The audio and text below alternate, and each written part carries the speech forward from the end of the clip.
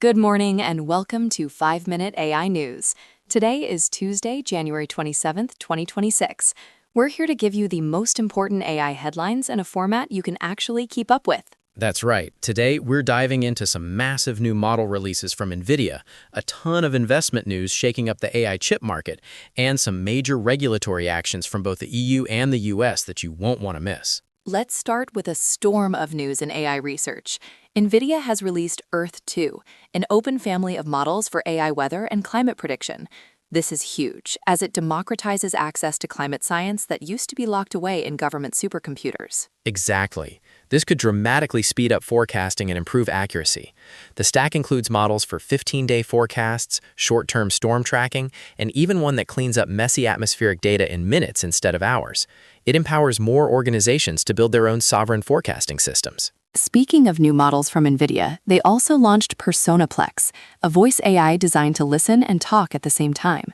This is a big step toward making conversations with AI feel less robotic and more natural. That's a key pain point. It's all about creating more fluid, human-like interactions.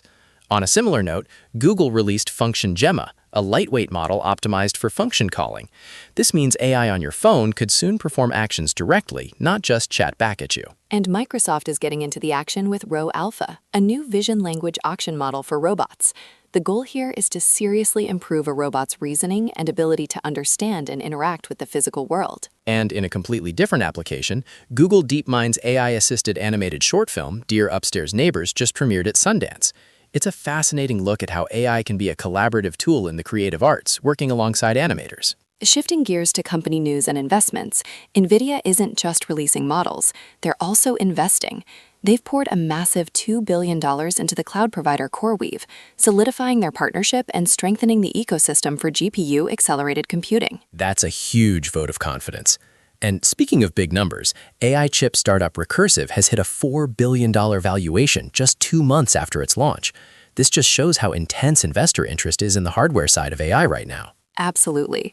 We're also seeing that interest in more specialized applications. Qualcomm just backed SpotDraft, a company focused on on-device contract AI. Its valuation is now nearing $400 million, signaling a strong belief in localized AI for enterprise tasks. And it's not just chips and legal tech. The startup C-Vector raised $5 million for what it calls an industrial nervous system.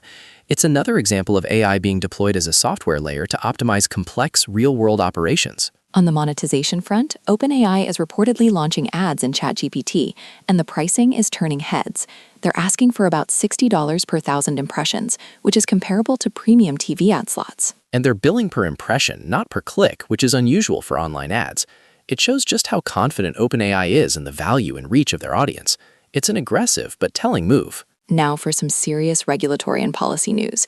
The EU has launched a formal investigation into X and its Grok AI over the creation of sexualized deepfakes. This falls under the Digital Services Act and could lead to substantial fines. It's a major test for how regulators will hold AI companies accountable for harmful generated content. This could set a huge precedent. Meanwhile, here in the US, an investigation revealed the Department of Transportation is using Google Gemini to draft safety rules for planes and cars. That sounds risky. Staffers and experts are calling it wildly irresponsible due to AI's tendency to hallucinate.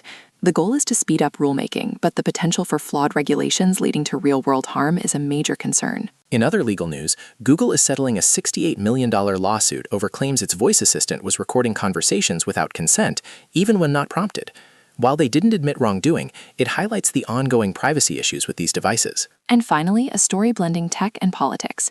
It was revealed that OpenAI President Greg Brockman and his wife donated $25 million to a major pro-Trump super PAC.